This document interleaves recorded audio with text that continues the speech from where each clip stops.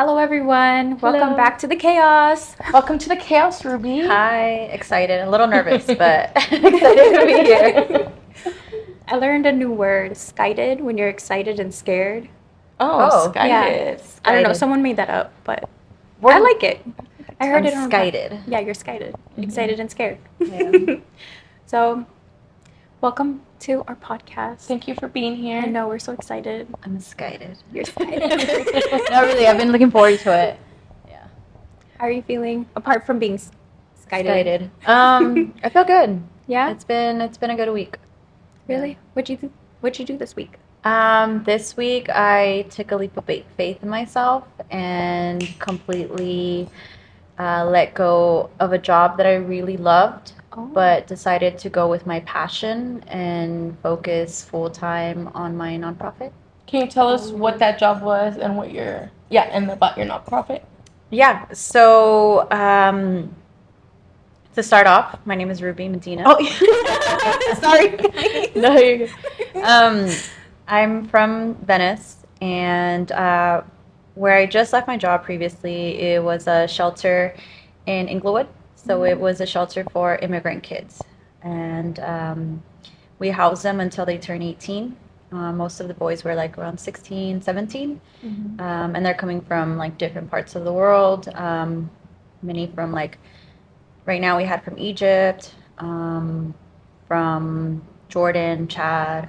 One little boy we just got from Honduras, and we house them. They're here on asylum, and yeah, we're with them till they're 18. We provide like schooling for them, healthcare, anything, mental health therapists, all of that. And you've been doing this type of work for a very long time. Yes, so I actually used to be a therapist for immigrant kids, and the shelter was in Fullerton.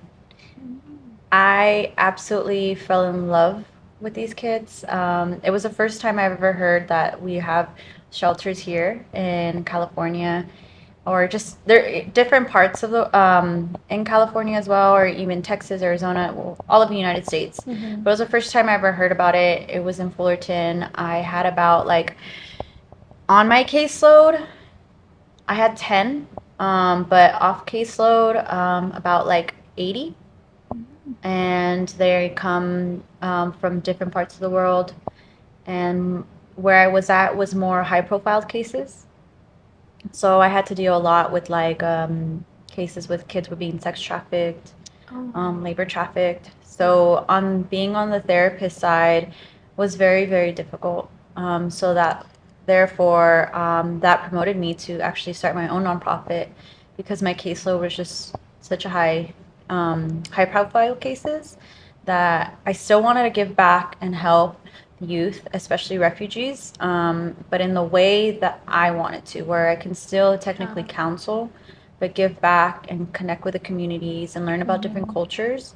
So do that, but on my own terms and in my own way, versus having to get in like the nitty gritty of being on one-on-one sessions.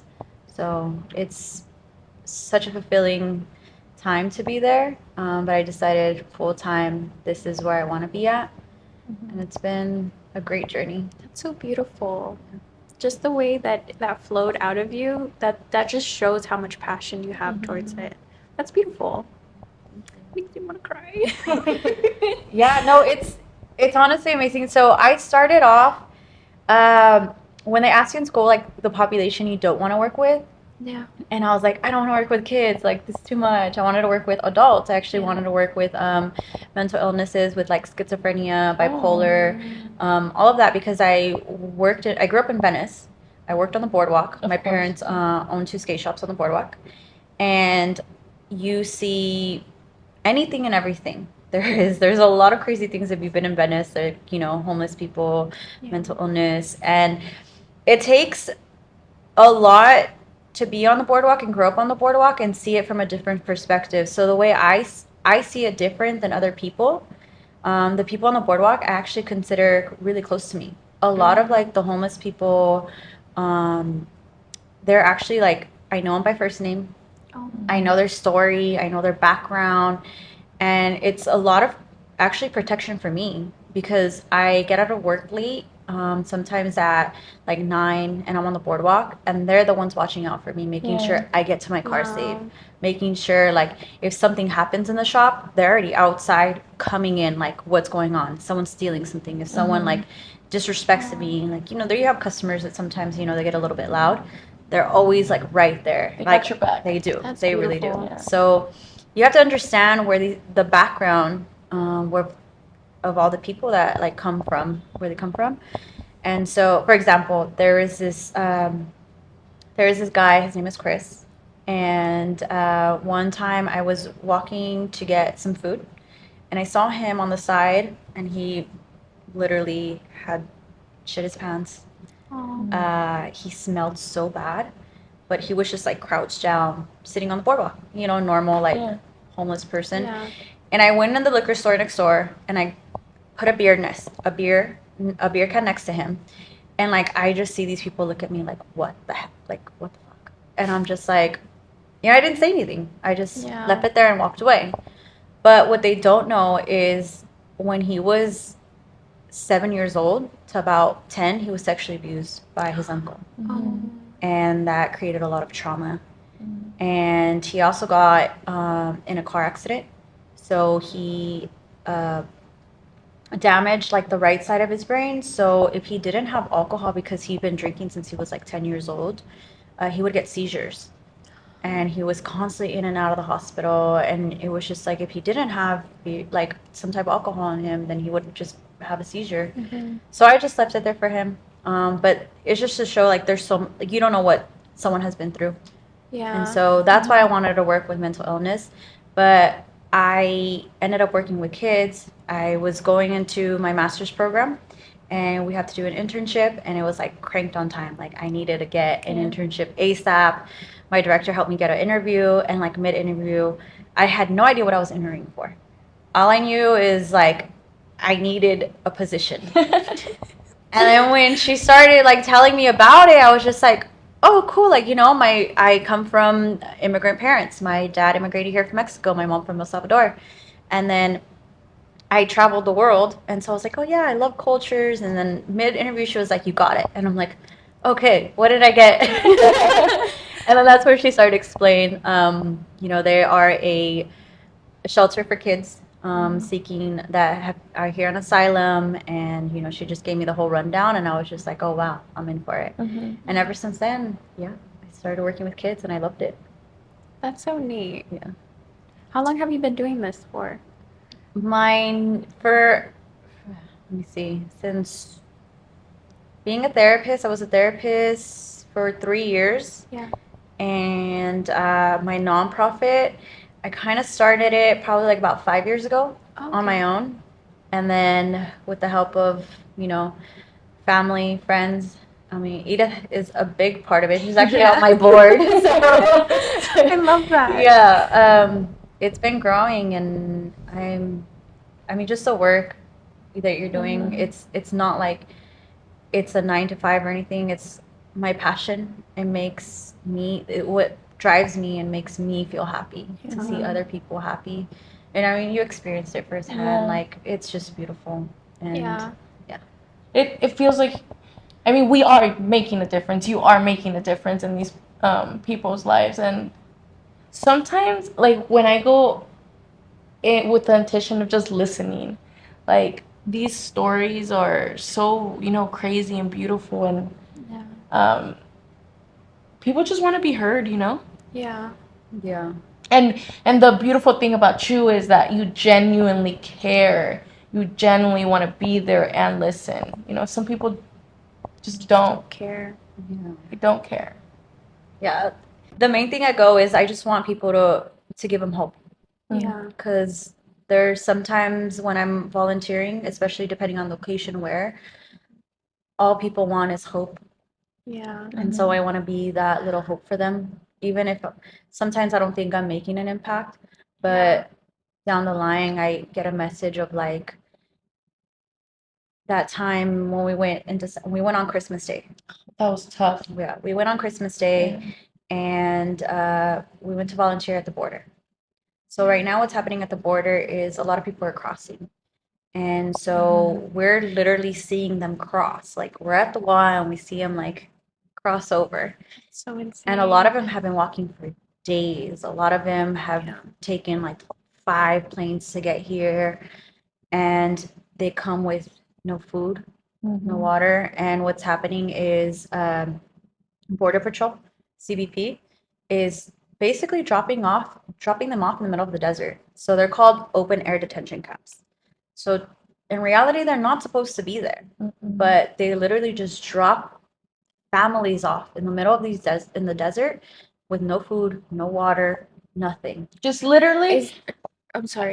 I feel like people don't understand when we say open air detention center, like people don't realize what it is. It's literally just Yeah. dirt, Yeah. like just the ground. And if people bring in the tents and other people volunteering to bring them food, it's whatever they have, no coats, nothing. Oh my God. Yeah. So, the difference between that and the concentration camps that I've seen on TV, so that's like completely separate, like different, right?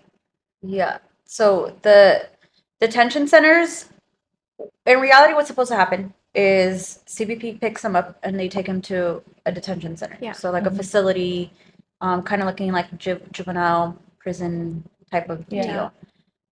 And they're being processed. A lot of them are coming for asylum, so they're waiting for a court date, whatever the case may be. But because there's just an overwhelming amount of people coming in, they're just dropping them off in the middle of the desert, and they're supposed to maybe stay there for a few hours, but sometimes they're there for 1 day, 2 days, Yeah. 3 days. The most I've heard is 5 days. And it's literally just dirt. So the only thing that they're like tents is people volunteering, coming and dropping off these tents. And the sad part is CBP or local people there, they break the tents. What? So we're constantly like, new tent, new this. And we've recently started building like little wooden shelters because it's harder for them to break down. But thankfully, they've been there a lot longer, these wooden shelters. So it's been giving them shelter throughout the night. So I went 2 weeks ago, and it was a little overwhelming because we didn't expect to see so many people.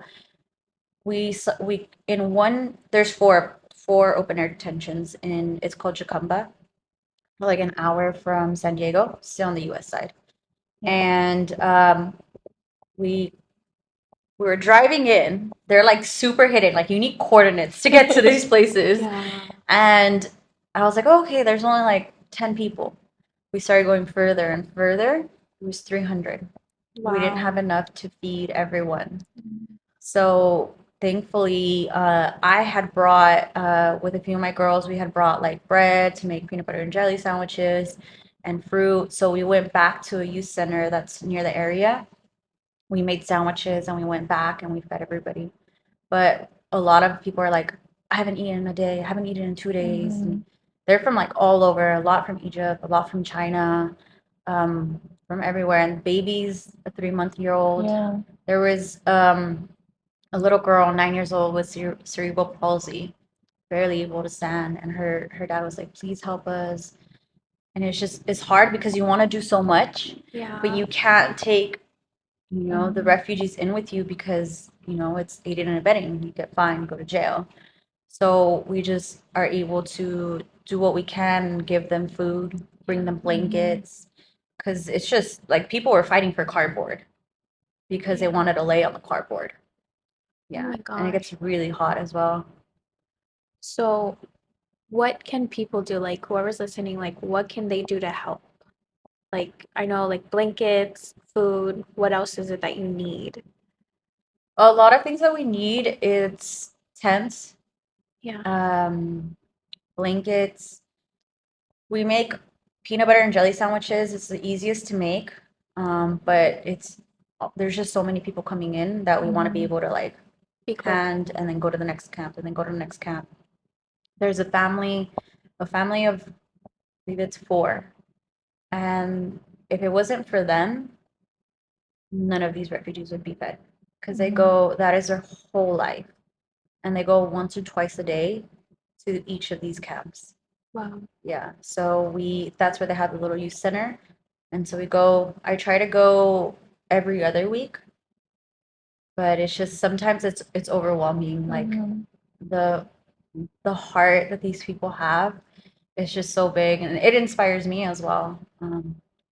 But being able to be there, and there is it's fulfilling, but it's also heavy, because you're trying to make an impact, but yet, like, I had one of my friends that came with me.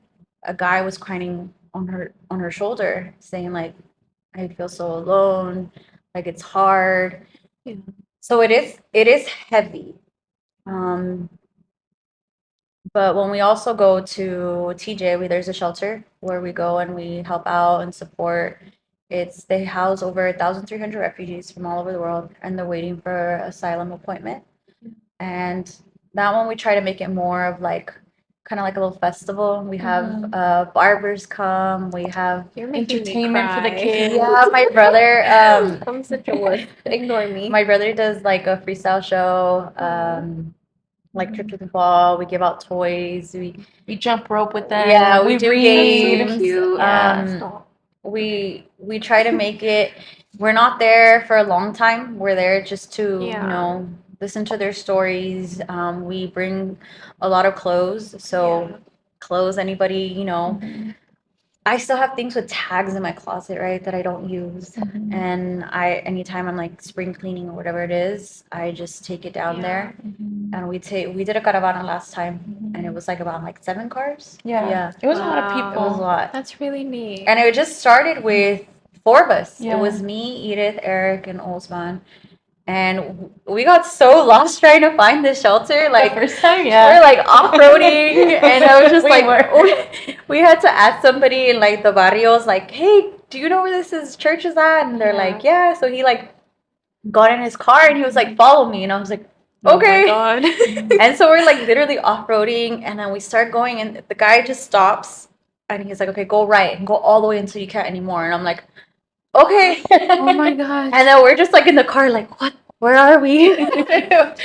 And then we like passed like a little like ravine, and I'm like, I didn't even know if my car was gonna make Oh it. my gosh. We finally pulled in, and it's like this small church, Yeah. and like it's cars everywhere, like little like rundown places. And then I was just like, "Am I at the right place?" And somebody came out, Joanna, her name, she works at the church, so it's a church there. And so Okay. this father, like, he houses all these refugees. And so so we started going there, and it became 4 of us, and then it was 6, and then it was 10, and then the last time was Yeah. 25. That's so Yeah. insane. It was amazing. And then the kids love when we take toys too. They'd be fighting for them. They really do. But when you walk into this church, it's a bunch of like bunk beds Mhm. stacked upon each other, like all over the building. Oh, Yeah, so Bunch of that's where like the kids sleep. yeah. And then the last time I went, they opened up. It's across the way. It's like a little building, and they did more like bunk beds. So they have room for like more to house more refugees. Yeah. And they were making a kitchen last time too, no? Yeah, so they actually made like a kitchen on the second floor, which is really nice. So they're able to all eat it kind of looks like a little cafeteria in a way. Okay. Yeah, so they cook downstairs and everybody goes upstairs to eat. Okay. Yeah, but it's really nice. Yeah. So yeah, and tell them about the next time that we're going because it's coming up really soon. We are going June 15th. my We're going gosh. to the same shelter that we go to, and if anybody wants to come, anybody wants to volunteer, more than welcome to. I need to go. Or donate. Donate. Money, clothes, toys. Anything to help. Anything helps. Yeah. Because right before we go to the church too, we step out and buy food to take them as well. Okay. So Yeah, because they cook right there, and then everybody makes a line, and Okay. whatever is made is. So if you're not in line in time, you have to wait till the next meal. Oh my god. yeah. Oh, and if you have like a talent, that we can showcase to the kids, or maybe we can do Come a face through, yes. painting for the kids. anything like that would be great too, because Something fun. yeah, so they can have fun. Maybe I can create a coloring book. Yes. Oh, that would be amazing. Yeah. Yeah. Crayons are cheap too, right? Mhm. All right. Okay. Barbers too, because barbers Yes. come with us to give them haircuts and Okay. like Yeah, that. there is a line. Mhm. Yeah. A line. We had 5 barbers last time. Yeah, shout out to our barbers. We love you Yeah. guys. Yeah, it's really fun. It's really fulfilling. Also, if you do want to volunteer at the border, I would say you do need to mentally prepare if you are going to the desert, because that is pretty heavy. Yeah. But we have going to the shelter in TJ, it's more like upbeat. Yeah. Um, But speaking about that, Ruby, my aunt actually did social work in Mexico, and she had to step away because of how heavy it was. What do you do to kind of, take care of yourself in that way? yeah, Yeah. so definitely another reason why I went in as to be a therapist was to understand myself too. I mean, I went through my own mental health issues. I was diagnosed with major depression back in 2015. So it's really difficult. Even through school, was battling that, and what helped me and what worked for me was traveling. Mm. So yeah, literally just getting up and going somewhere. So I backpack Europe. We're actually going Yeah. to Europe this summer. So just connecting with people, cultures, and just really taking time to explore the world. Yeah. And if I'm here and I can't like go out somewhere, then I take a drive.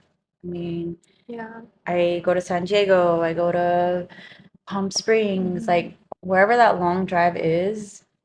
Go. And it's Yeah. beautiful because I know even when she does go to other countries, she's also over there doing and giving as well. Oh, that's so neat. Yeah. Yeah, I do. So I firmly believe in order to really connect with people and understand someone's culture is giving back. Yeah. And so I intentionally go because I firmly believe people want to help others, but they don't know how. Yeah. And so that's where I come in. I'm like, let me figure it out. So I went to Peru. I told my mom, I was like, hey, I'm gonna go to Peru 10 days. And she was like, okay, what are you doing there? I don't know. I'm gonna go donate 10 days of my life over there. She was just like, okay. So I knew I wanted to see Machu Picchu, but I knew that was only gonna take 1 day. So I went with the intention of helping people out. So the way anytime I'm going somewhere, I go and I connect with the locals. I say, where point me in the direction that someone needs help or a community needs help or a place. Yeah. Locals know where to go. Yeah. And so then they start pointing in the right directions. And then I start like contacting like maybe a friend of a friend knows someone or something like that. Have you guys heard of Tony Robinson? No. Okay, Tony Robinson is this motivational speaker, and I was listening to one of his speeches one day, and he said that he started with one family. He asked a church, like, who do you know that needs help that won't ask for it? Oh. And so on Thanksgiving, he brought them groceries, and they didn't like mom or whoever it was didn't want to accept it. And he said, "I'm doing this for your family.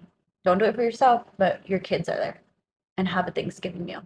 So he started with one family, and then he kept going, and he kept going, and he kept going, and then he fed like millions of families so far. And so that's why I was like, okay, I want to give back. So I started, okay, let me connect with one family, and started connecting with the community, and then it started just going that way. And money goes a long way in different countries. So when we went to Peru, we fed a whole orphanage for a month for $200. Wow. Beautiful. Yeah. And what's really nice about it is my parents, they're so supportive. I gave one of the ladies that worked at the shelter my word that I would be back the next year, and I couldn't because I had just started a new job. And so then my dad's like, "Oh no, you can't do that. Le dice la palabra, and that was it. You gave her your word."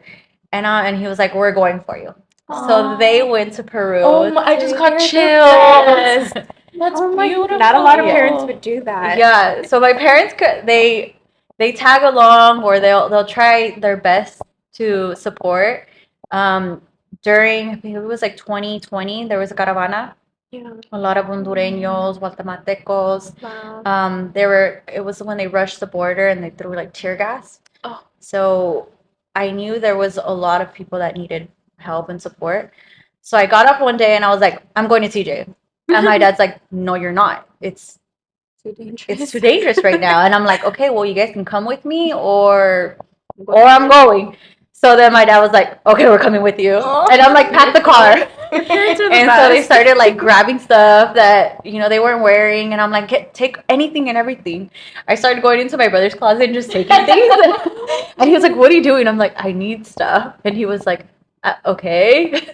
And so he just started giving me stuff. And we went there and we didn't know where we were going, And then we started driving into TJ and there was like 4 blocks that were blocked off just for like people to sleep on the street that were from the caravana. Yeah. And so we like opened the taxi, because we put everything in a taxi, and we started like we told one person, hey, we have stuff to give you guys, clothes, and then they started lining up. And the thing was, they didn't rush you. You know how like people like just start grabbing and stuff. They were like, "Este no me queda. Like this doesn't fit me. You have a smaller size." And I'm like, "Okay." Like they were being like super like respectful and like this doesn't fit me. Give it to someone that does. I would like something that fits me. Yeah. Yeah. And so it was like so beautiful, like just to see that. And it was same thing. And when I went to Cuba, the same thing. We went out on our last day to Old Havana, and I told my cousin and the 2 friends I was at the time, take what you don't use because you're gonna leave everything, and you're only gonna go home with a backpack. That's it. And they were just like, okay. And so when we went, like people were like holding on to their clothes, and they're like, thank you, and they were always like, oh, this doesn't fit me. Like, can I have something that fits me? And I was just like, oh, yeah, like, yeah, of course. And I'm like, take it though. Yeah. Give it to someone that made it. Yeah. But they're all very respectful. And again, too, the same plane that I was going home from Cuba, my parents were coming, and I called my mom, you better come with a lot of stuff. And she was like, okay, I'm gonna go to downtown to get those cenas of stuff. And I was like, she said that she went to a park and she bought toys for the kids. So it was really nice. They're very supportive. That's so sweet. I know, like, my mom, she would just, like, fill up a box of things and then she'll ship it out to, like, El Salvador. So, like, every time, like, every year, I feel like I would never see the same shirt, would never see the same pants or whatever, because my mom would always fill up a box and then, like, ship it out. And she still does that till this day. So it's like, I feel like that's what I caught on to, where it's like every so often I'm just like, okay, let me fill this up. And that's why when I found out that you were doing that, I was like, oh, I'm gonna give it all to Ruby. I know you did give me a box. I remember. Yeah. And then what's it called? Now we actually remember that big luggage that I took to Washington? Oh yes. Yeah, so That that didn't fit in my car. yeah, that big luggage, we must filled have it been up. Huge. We filled it up again, and now we're taking it to Maryland, and it's all clothes that we're giving away. Basically, Noemi's mom, my girlfriend's mom, is gonna give it away to like people in El Salvador. Oh, So it's like a thing nice. that's already like Mhm. within us. Like, Yeah, we just I think being Latino too, and if you're going back to your country, You're Yeah. gonna like give you're gonna take everything. My parents do. Like we would Yeah. drive from Washington all the way to Colima. And back then when there was That's a no lot. That is a long drive. when there was no GPS, it The map quest, when you it when you have to print it out. it would take us like a week to get there. Now we got it down to 3 days, a 3-day drive, but everything that we didn't need or Yeah. want, like fill up the whole car, multiple cars, take it to Mexico. That's so neat. I feel like that's just been ingrained in us for some reason. Yeah, no, and it really has because I believe it started that it actually did start with that with me. So my family, we travel a lot. My aunt's a travel agent, amazing travel agent. She just tells us who's in and we go. She does everything, right?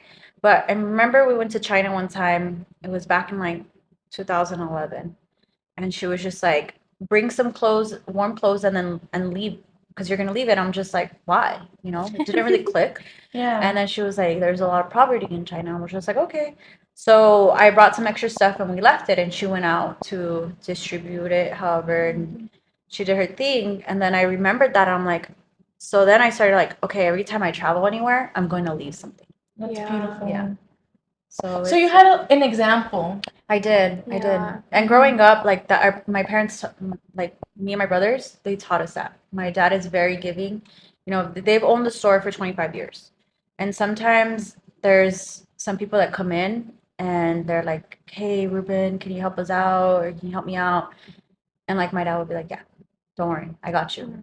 And so he teaches us that a lot. Like, you know, like it's not about the money. You know, if Yeah. you can help someone and they're struggling, do it.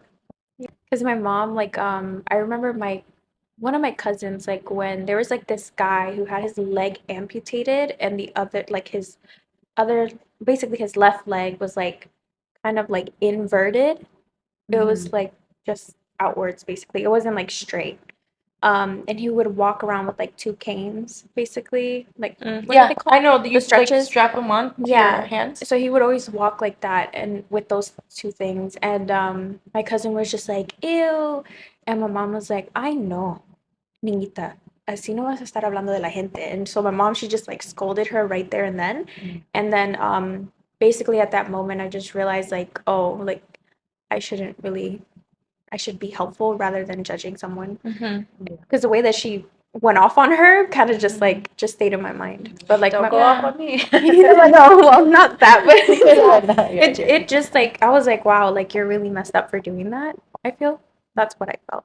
It's like you said in the beginning, like you don't know what anybody's going through. Yeah, Like if you're homeless, if you're not homeless, like we are all going through our Yeah. difficult times, Yeah. and we shouldn't judge anybody. yeah. My brother, the youngest one, he actually when he didn't finish all of his food, he was like he's like, can someone walk me over to that guy? And it was like some homeless guy like right Oh, that's there nice. at the corner. So I'm from Maryland, so there's like this neighborhood called Hillendale. So he was just like, I didn't eat all my food. Can someone walk me over there? He was only like 10 maybe at the time. And we were like, why? And he was just like, I want to give him my food. And we were like, oh, okay. And then next thing you know, the next day he's like, these shoes fit me too big. I want to give it to him. So then he went off and he gave it to the homeless that guy. Yeah, that's nice. Yeah. And I was just like, oh, look at you. And I don't know. I feel like it's just some of us, it's in us. Some of us, we learn. Yeah. Definitely. That Yeah. that is very true. Yeah. You can teach someone. I have a close friend. He didn't really understand my mission and he came firsthand to experience it, and it was very hard for him to understand, but he was like, I'm gonna do it. Yeah. And it wasn't until he really connected with the family there in TJ, and he was like, wow, I get it. I get it now. Yeah. Yeah, like he really, really connected with them, and he was just like, I had no idea what these people have gone through. Yeah. And it was just like, yeah. Even kids, like, it's so normal for me to hear a 8-year-old crossing from Africa by himself here. Wow. Yeah. So just the journey that they've been through, it's difficult. And so I want to be able to support or bring hope and help in any way that I can. Yeah. Um, my partner and I, we actually thought about this one day. Like we were both just talking, and then we were just like, wouldn't it be great to like put our parents' stories out there? So we actually want to like, you know, get someone.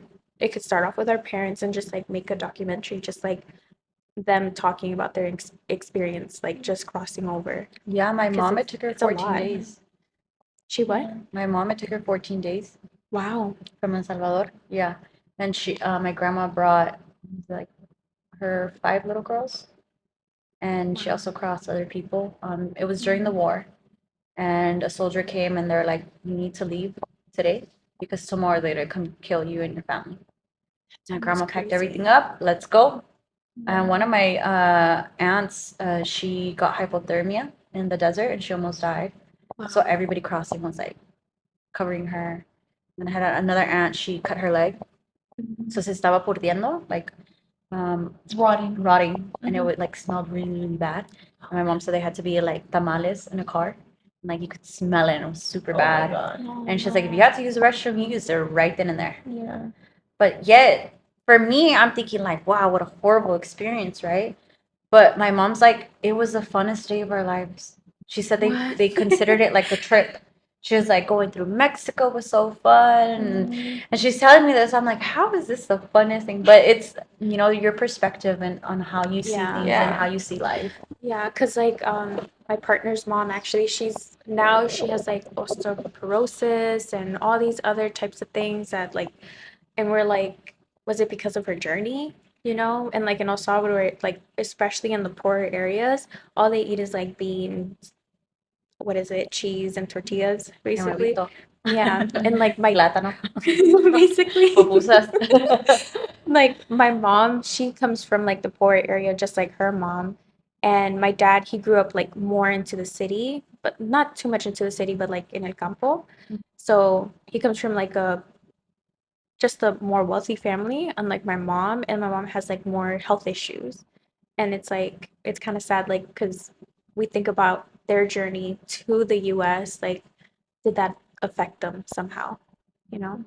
I think to an extent, yeah, Yeah. that journey would affect anyone. Yeah. And their bad eating. Well, not bad eating. That's Oh, no, they I mean, good people in El Salvador. Like, I eating know, like, pupusas all day long there. no, seriously, like, yeah. Yeah, but thank you so much, Ruby, for being on. I know, like, this is just a little bit about your story and everything you do. We didn't have a lot of time, but if for June 15th, June 15th. Yes, you Yeah. can contact Wanderlust Impact on Instagram or Wanderlust Impact Foundation through a website, or you can Yeah. contact Edith, myself on Instagram as well. it's just a day trip for whoever wants to volunteer. We go in the morning, come back at night. It's very, it's a trip. Yeah, it's very fulfilling. It's beautiful, it's fun, and you guys should come and experience it Yeah. firsthand. And if you don't want to volunteer, you can always donate Donate. clothes, toys, money, Anything. Anything. Yeah. Yeah, but thank you so much for being Yeah. on here. Thanks for So having great me. having you. You'll be back. Yeah, part Yes. two. Yeah, seriously.